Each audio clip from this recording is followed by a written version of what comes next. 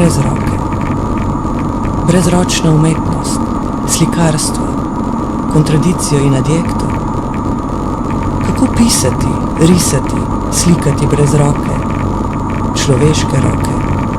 Ali ni ravno ona izkaz vzvišenosti in paradigmatične drugosti tistega, ki se imenuje Homo sapiens? Skoraj nemisljiva prepletenost kosti, živčevja, mišic, v ovoju kože. Ali ni ravno ta tista globina, brez katere zgodovinsko ni bila mogoča nobena upodobljajoča umetnost, rokodelstvo? Gre tu torej za neki prelom, razpoko, zev?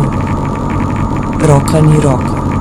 Roka je samo del telesa, organske celote, ki jo krmili glava, točneje največja možna zgostitev nevronov v kozmosu, možgani. Glava in roka torej, vodilna avtocesta do produkcije. Zakaj torej, vsaj na videz morda, brez glave in roke? Kdo ali kaj tu ostaja? Ko ni več roke, rokodelstva in glave, misli in krmiljenja.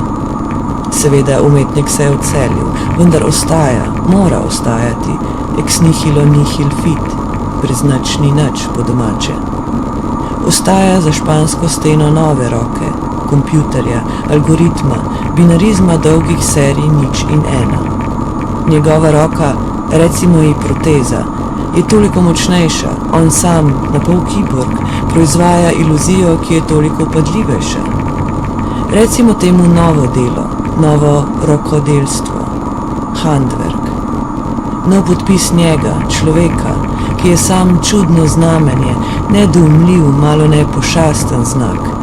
Kot pravi nekje Heidegger, roka se izteza, prejema in pozdravlja. In ne samo reči.